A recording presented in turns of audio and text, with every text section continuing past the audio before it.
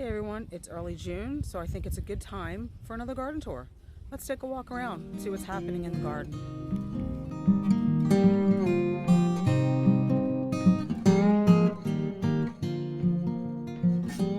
So let's start out here outside of the gate, because if you remember in my first video tour of this year in the spring, I think it was spring garden tour, we took a shot through the gate here and looked up. Things are definitely fuller and greener at this point. The roses in bloom. The azaleas obviously are finished blooming, but we've cut them way back. It was definitely needed. Zoom in a little bit. The oak leaf hydrangea is blooming next to the fireplace. The lime rickeys are getting ready to bloom up there. The tree in the foreground, tree, but really a shrub, is a vitex. It's a blue diddley chased tree. It's gotten really big this year. I feel like with all the rain we had over the winter, things have gotten bigger this year. You can see the gorgeous coral knockout rose standard. The Veronica has just put on blooms. We have not mulched in this area yet. We have not planted anything we purchased to go in this area yet. So that's why I'm kind of not walking through it. I do though, you see that pink? That is the first bloom on the Queen of Sweden bare root roses we planted probably about a month ago. So that is exciting. They took off in no time. I was a little bit wary about bare root plants, but wow, really, really pleased with how they've performed so far. And the Veronica incana is so gorgeous with its silvery foliage and those purpley blue flowers. I think we need to transplant that. I'm not sure why it's so floppy. It's either not getting enough sun, which I'm not sure if that's 100% the case. This area does get a lot of sun. Maybe it's just too moist in the wintertime here. But I think we can find a better spot for that. So, backing up from the arbor, let's just take a look. The ligularia has definitely put on growth, and I do see buds.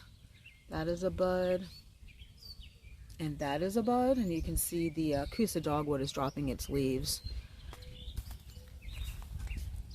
This tree, I think I said it in the video, the other spring garden tour, that's probably not the best shot. This tree has exploded this year. Again, I don't know, is it the rain?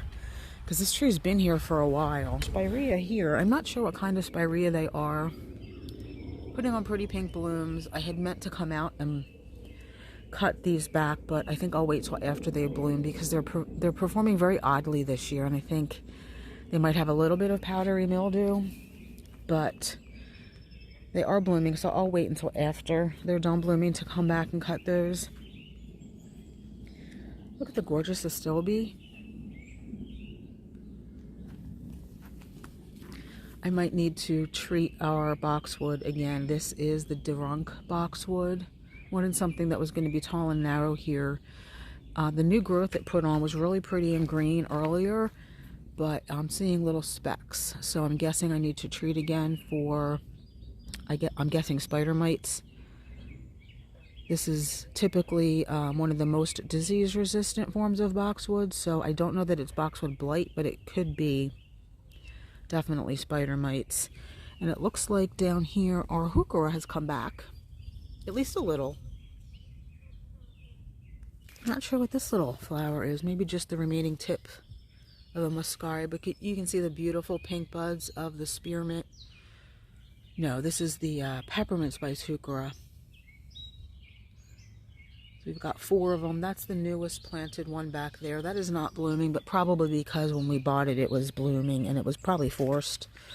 There's another one down here we keep babying. You can see the pretty yellow blooms of the lady's mantle.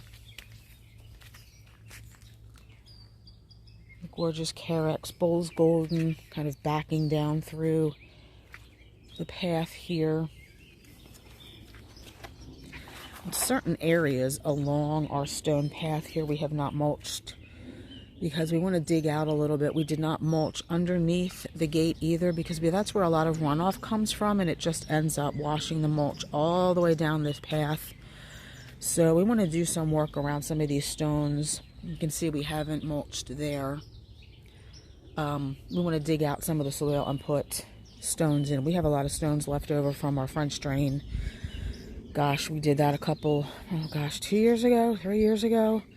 So this would be the perfect spot to use those. See all the gorgeous textures and colors of our little shade garden over here. Our sun patients are doing well. A pretty pop of color in what is mostly blue and gold.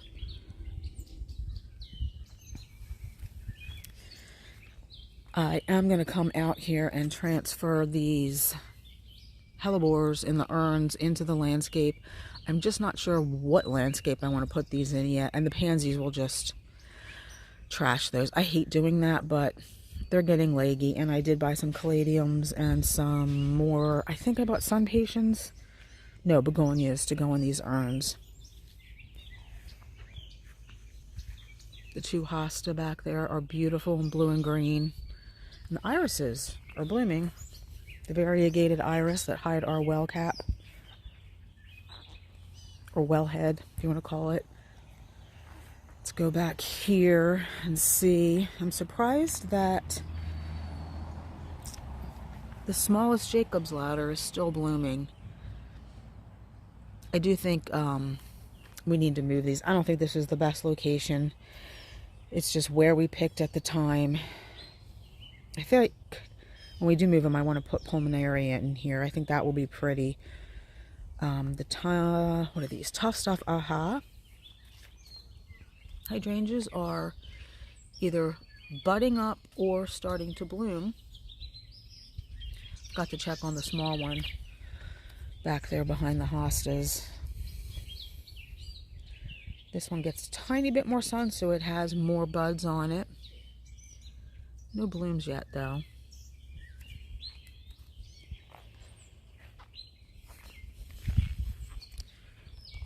See the beautiful red color that provides a little bit of a different color variation here than all of the greens, yellows, and blues. And again, more of those peach sun patients. I still do not see any evidence of the caladiums coming up here, which I'm really disappointed about.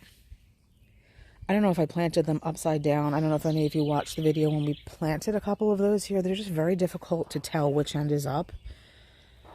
We have two coming up out back in our elevated bed. That's all of the 10 I planted in there. So we might get some. These are the firelight tidbits that we planted last year. I don't see any buds on these, but panicle hydrangeas are a little bit later to bud up and bloom. There is the Brunnera we added this season, actually. I don't remember which one that is. I'll have to find out. I'll look at the tag and put it up on the screen. I decided to put our potted elephant ear out here. I think it was getting too much sun out on the patio, even though, you know, most elephant ears can take full sun if you provide additional moisture, which I do. I always water it. But I thought it would look kind of neat here. I should come out and clean it up. The variegated liriope has come back nicely from its cut back in the fall. I think it was fall, late fall. The Midnight Sun Weigela is done blooming, but you can see it's really, really colored up from the green that it was. So that's exciting. I need to figure out what I can put here. I feel like we have a lot of room here. The Midnight Sun Weigela are not going to get a heck of a lot bigger. So I feel like we can put some annuals around it. Maybe some, well, coleus might be too close in nature to the Weigela. Maybe just some more of those impatiens. I don't know. Maybe that would be too much of a color contrast. But I think some annual of some sort would look nice there. Let's take a look at the candy corn spirea, which we definitely need to come back and cut back again after they're done blooming. They've been blooming for a couple of weeks now. Still have some of the pretty orangey, pinky, corally foliage coming out.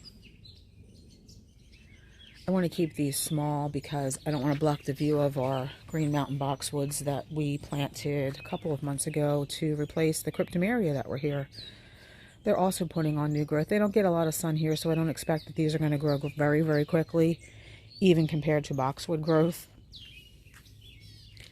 We have some Veronica coming up that was transplanted here years ago from a location in front of our top retaining wall that was just getting too much moisture. I think we transplanted 5 here. Unfortunately, only 2 survived because after late spring, early summer, this bed is not going to get a heck of a lot of sun, even at the edge here. So I would like to plant a couple more, though. I love the purple spikes. Maybe another one here where there already was one. Maybe another one here, and I can get a couple of those at work. Let's just take a quick look at my other plant haul. So these are the begonias and the caladiums that I bought for those urns. So these 2 caladiums, I love white caladiums. I'm not really a fan of the reddish pink ones, but I can get in here. So this one is called, it's just called White Caladium from Garden Elements. It can take sun to part shade, so it will be it'll be mostly part shade in those urns. So there's 2 of them there with these pretty red and white impatiens. And these caladiums do have a little bit of red right in the center there. Can you see that?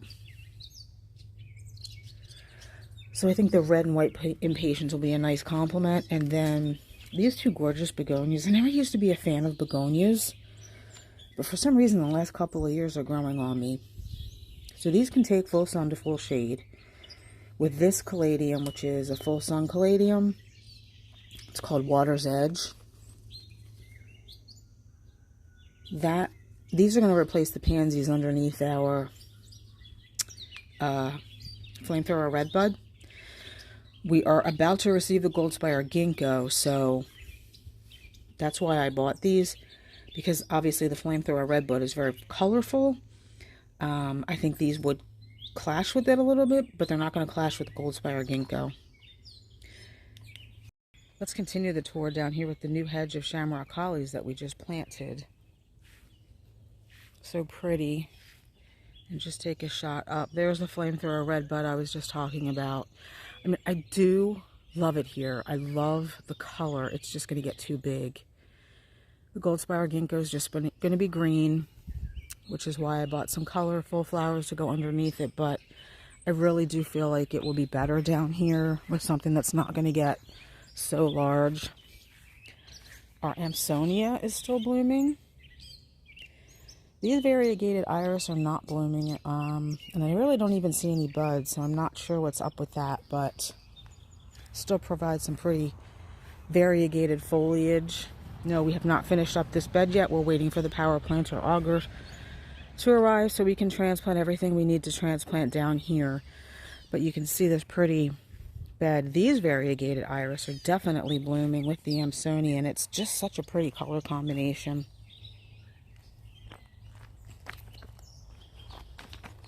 Especially against the flamethrower, I swear. Every time I see this, I reconsider keeping this here. But, so let me back up and start back up the path. So coming up this side of the path, we have lots of coneflowers budding up. This is the only Cloud9 grass we left here because it's never really gotten big, which I think it's size controlled because of all of the root competition around it, which is good because I do like the structure of the grass here. We have Joe Pye weed. The button bushes are putting on their little button blooms. Let me see if I can find one for you. There we go. This is all Sugar Shack button bush. And the one, so this is where we removed a lot of Joe Pye weed, gave some to my sister and planted some up at the top of the property to open it up so that this poor little button bush, which was really struggling, can come back, and you can see it's leafed out nicely. We did cut it back a lot. It still has a ways to go, but it's putting on new growth at the bottom. That's what that red is. So that's kind of exciting.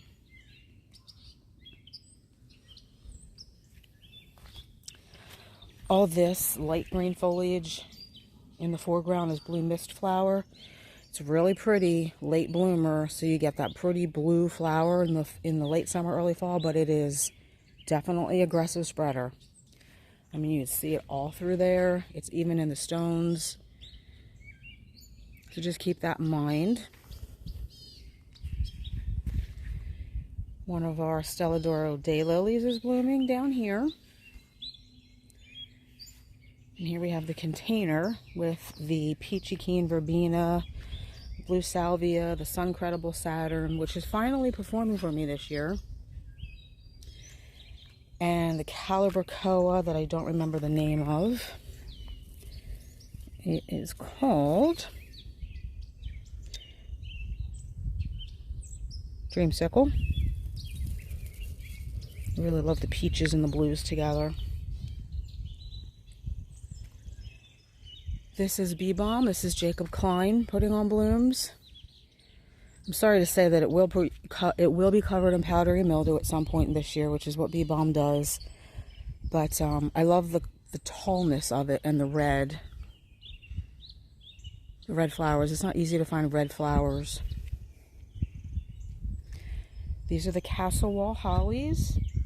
No, Castle Keep that we added late last summer. All this light green growth is new. They really have put on a lot of growth. Obviously, they're not 3 feet. These will be 3 feet by 5 feet tall and wide, but they're getting there. Really pretty. Again, some more firelight tidbit. We added those about the same time. We added the Castle Keep hollies. There were 3 red twig dogwoods here that we transferred up to our woods, the edge of our meadow. They had just gotten too big and too wild for here. So as we continue up the path, we have some more variegated liriope on this side, opposite the other stand of Amsonia underneath the red twig dogwood. 3 Cats Pajamas here, which are another new addition late last year. They have already almost finished their first flush, so we'll cut those back and get a second flush. Brass buckle ilexes underneath the Slenderina weeping blue spruce, which we've staked up to get it to be taller. And just some marigolds I threw in the ground. On this side, just past the variegated liriope, we have the 5 Donica arbs interplanted with Evergold Japanese Carex, the Sunshine Blue Caryopteris we just added about a month ago. Purple Emperor Sedum we transplanted from the bed where the Eclipse Hydrangea are going to go. And where most of the things that are coming out of that bed are going to go in the new Thea Thin Man bed. But we transferred these first because they never really liked it up there. Way too shady. They're doing so much better up here. They're already budded up, which is kind of unusual for sedum already. Maybe it's just because they're getting more sun. I mean, it's not an autumn joy sedum, but it is a fall blooming sedum, so I'm kind of surprised that they're already budded up. The gorgeous yellow yarrow is already blooming. The transplanted Firefly Peach Sky did not take that bad of a hit from the transplant. Now, it did take a little bit of a hit, but I've made sure that they were well watered. Now that we've mulched, they've come back, and I don't think we're going to lose any of the blooms on them. Hopefully in a couple of weeks they'll be blooming. Anna's Magic Ball, Skybox Japanese Holly, Blue Miss Spirea, which is actually a Caryopteris, Stand By Me Bush Clematis in the corner there. The Encore Azaleas are done blooming for the spring. We transplanted our Salvia Nimrosa down here, which is blooming. So I'm really happy with the way that turned out. It looks really pretty. against the steeper grasses, which is exactly what I wanted. The steeper grass is actually putting on new growth. And we have a whirling butterfly in here. Again, some more variegated liriope with some more Stelladora daylilies that are blooming, more of the Salvia nemorosa, and a whirling butterfly. 2 more Anna's Magic Balls tucked in here, another skybox, Japanese holly. And then as we turn this way, try to get back from here to give you the full perspective. The hedge of purple pillar roses of Sharon underplanted with gembox, dwarf Fothergilla, stackies, a couple of platycodon. Is that platycodon or is that bellflower? I think it's campanula, which will bloom in a really gorgeous blue. I think at the same time the pink stackies Hamella will be blooming, so that will be really pretty. Of course, the Fothergilla has finished blooming, and they really took off this year too. My gosh. I think everything's on steroids this year. I mean, they've been there for years, but this year they've really, really put on a lot of new growth.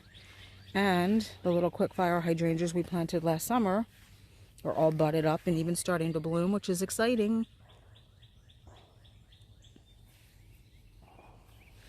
Let's just take a look at this other container we have here at the corner of the path. It's really exploded since I fertilized. I only fertilized once. So pretty color combination here. Let's see, do we have tags in here so I can tell you? This is the verbena that I thought was pink cashmere.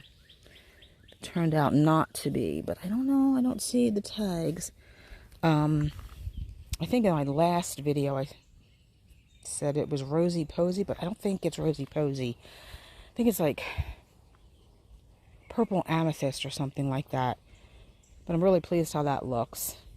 Taking a look at the herb garden now. The germander hedge definitely needs a trim back.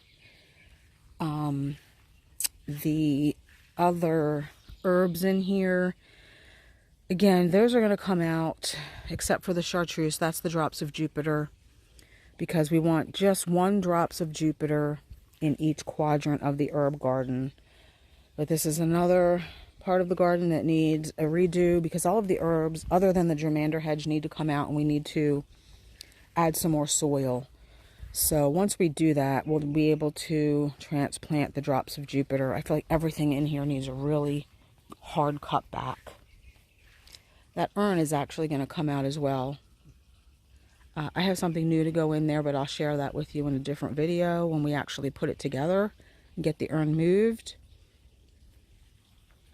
Over here you can see, let's take a little bit of a step back here.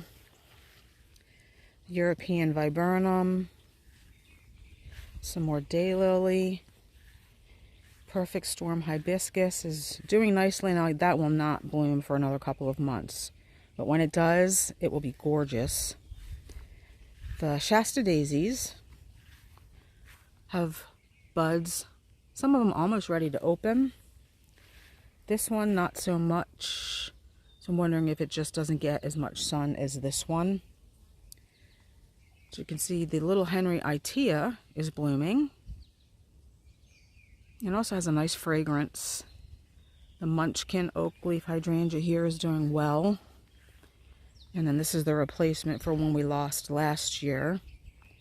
And then there's more daylily, blue zinger grass, all backed by Miscanthus morning light. Oh, and I forgot to show you the 2 pinky pollen ring hydrangeas. We did not cut them back. I probably should have, but they already had buds on them and I kind of felt bad. So I'm guessing they'll be blooming in a couple of weeks. Also, the butterfly bushes are finally starting to do something. They have buds. You can see this is the Miss Molly. No, is this Miss Molly? I think it's Miss Ruby.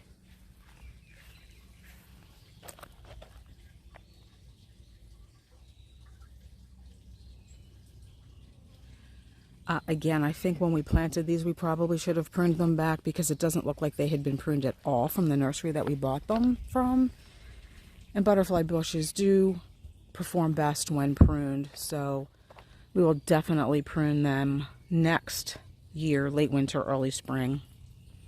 And the 5th lemon squeeze pennisetum that we added this year had to be covered because my cat likes to eat anything grass-like.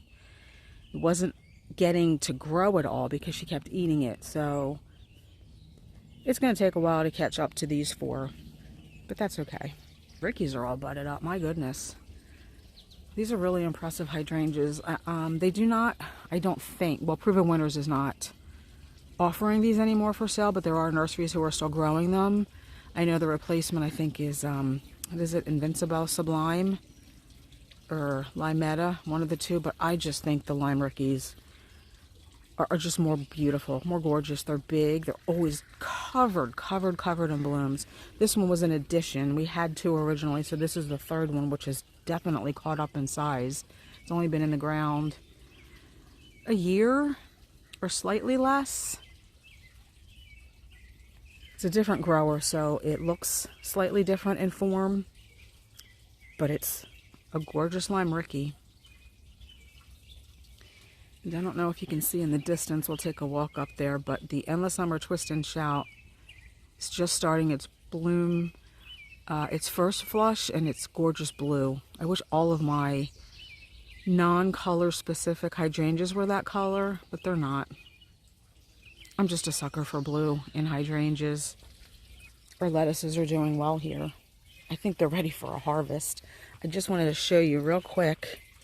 So you can see that right there. That's a caladium. And that's another one of the caladiums from Longfield Gardens. I think I planted 10 or 12 in here. This is the only 2. The rest of them are down here somewhere. Oh, wait a minute. Maybe. Yep. Right there. I know that's tough to see, but that's another one. So I don't know that we'll actually have caladiums anytime soon, but I'm glad to see that at least we're getting 3.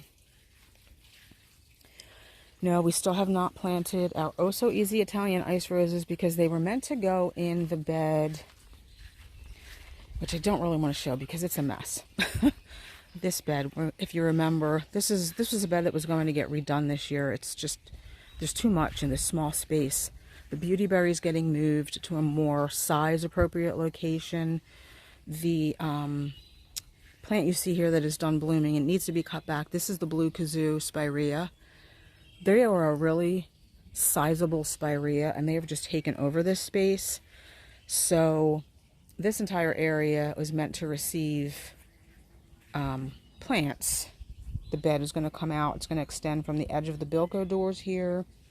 These stones will all be removed, and it's going to meet up with the bed here with the Ruby Falls Redbud, and the 3 Oh So Easy Italian ice roses were going to go in here. I just think they're too small compared to the size of these spireas. I think we'll be better off in here with some kind of hydrangea that's going to be able to compete with the spirea. You can see the Trifolium rubens is starting to bloom too. So I think the Oh So Easy Italian ice roses will be better underneath this magnolia. You can see they're blooming. They're so pretty. They will get enough sun here. I think we're going to take off this branch of the magnolia because it's all the way down the trunk. And I don't want that. So I think they'll be really pretty here. Penstemon digitalis in full bloom. We staked them up, and I think, not 100% sure, but since the meadow mix that we had seeded has these in it, we might actually end up moving these up to the meadow and put something evergreen here. Maybe move the castle wall holly, or we have one green tower boxwood at work that I think would look pretty here. We'll see. As we make our way up to look at the Endless Summer Twist and Shout hydrangeas, I just wanted to show you this oak leaf hydrangea. I'm not exactly sure which one this is. We planted this probably 2016, 2017. And I usually keep all the tags for every single plant that I've ever bought. But I couldn't find the tag for this one. It is a little big for this space.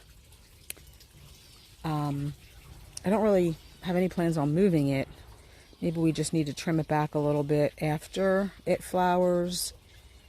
Got to get the timing right on oak leaf hydrangeas so you don't sacrifice next year's blooms, because they do bloom on old wood. But I do feel like it could benefit from a trim back, and it is also overtaking our little white azalea here, which is done blooming. That one's been done blooming for weeks. And this is the blue diddley dwarf chase tree I showed you from outside the gate. Does have blooms, or buds. It's really pretty purple. This is considered the native alternative to butterfly bush, although I believe they only bloom blue. Whereas, you know, butterfly bushes you can get pink, blue, purple, white. This has gotten quite large too. We do trim this one back. We have another one on the other side of the patio. We have one on the other side of the patio as well, which is doing much better over here. This one is definitely a little bit farther behind because it probably doesn't get as much sun here. I don't see any buds on this one, maybe one. That's a bud right there. And I really like the way the Verbena bonariensis has seeded itself through here. Now, we have not planted Verbena bonariensis in our garden for years because of its aggressive self-seeding. So I kind of struggled with whether or not I wanted to leave this here. But it is pretty. I love the Verbena bonariensis. I just don't like pulling it up. Especially it seeds itself even in the in between our pavers and our patio, and then when you pull it up, some of the polymeric comes with it. But I just really do like the way it's self-seeded. I love the airiness that it provides, so I'll leave it here and I guess I'll just deal with it. The espresso geranium are done blooming. That Stance Blue Jangles is all budded up. That's the new addition, so of course that was forced to bloom from the grower, so does have new buds though. I'm guessing at some point this is going to change from blue to pink. Let's take a closer look at the gorgeous knockout rose standard. Looks really pretty with the pink of the Veronica. Take a closer look at those. Oh, we have a bird's nest in our little birdhouse here. Take a closer look at the Queen of Sweden. Oh my goodness, one is blooming.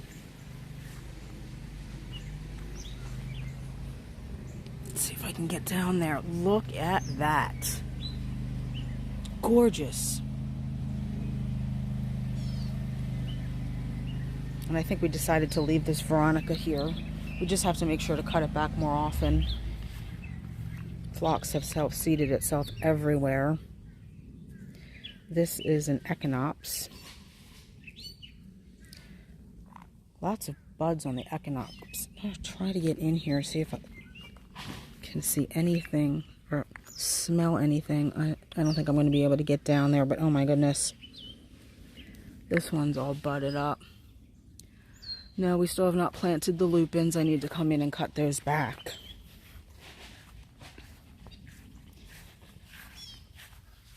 The St. John's wort is blooming and actually already has berries on it. This is floral berry, I believe Pinot. All right, let's take a look at these gorgeous endless summer twist and shout hydrangeas. Brunnera, boxwood, the caramel heuchera is putting on flowers. Water slide hosta. And then the gorgeous blue. This is one of the most gorgeous hydrangeas I've come across, either in or out of my garden. I just think the deep blue blooms are absolutely stunning. I love it. I feel like we need to cut back some of the branches on this blue spruce. Look, they're even going down into, not blue spruce, Norway spruce. They're going down into the hydrangea, so that definitely needs to be cut back. I cut these hydrangeas back a little bit because I felt like they were overtaking this bed. It didn't really help, but it certainly did not stop the blooming. Look, just stunning. That's why I wish every single one of my hydrangeas bloomed this gorgeous blue color. And I do see this stacky has just started to bloom. There's another couple of stackies here and another caramel heuchera, some Japanese sedge, and see if I can get you a shot under there of the hosta wiggles and squiggles. The poor things. I said this in my last video tour or video, I'm not sure which one it was, but they never see the light of day because of these hydrangeas. I wanted to extend this bed at one point so that we could move stuff out and move the hydrangeas out, and that might happen one day, but right now we just have too many other things to focus on that we need to finish. The Durvella Kodiak orange is blooming, and gosh, it needs to be cut back.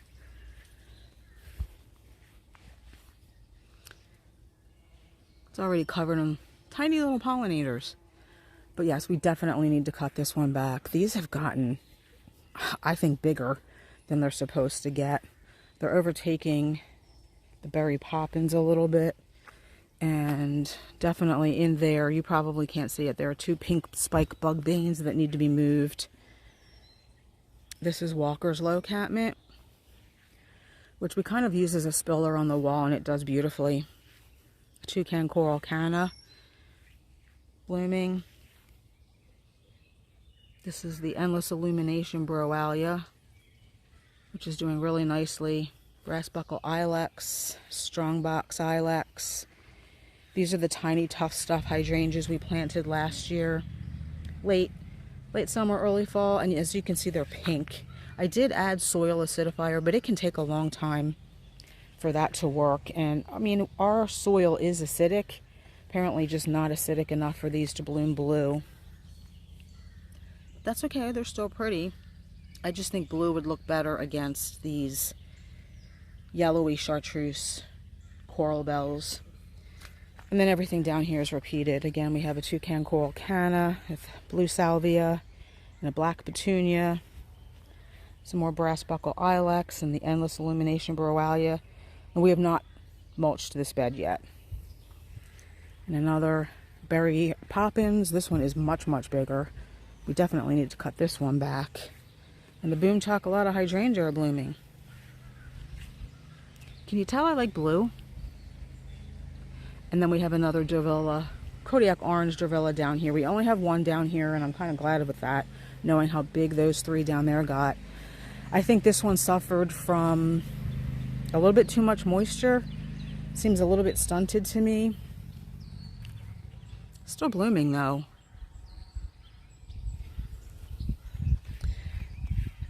And then some Carex Bolts Golden up on this side because they can handle excess moisture that we get on this side of the bed.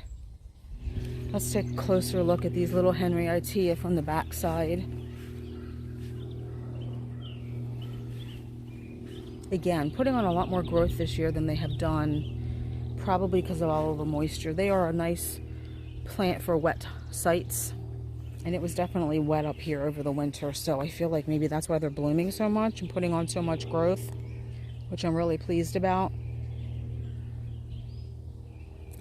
They're almost like summer sweet in that they have these kind of like white racemes, they're called. I think they're supposed to be fragrant. Yep, definite fragrant.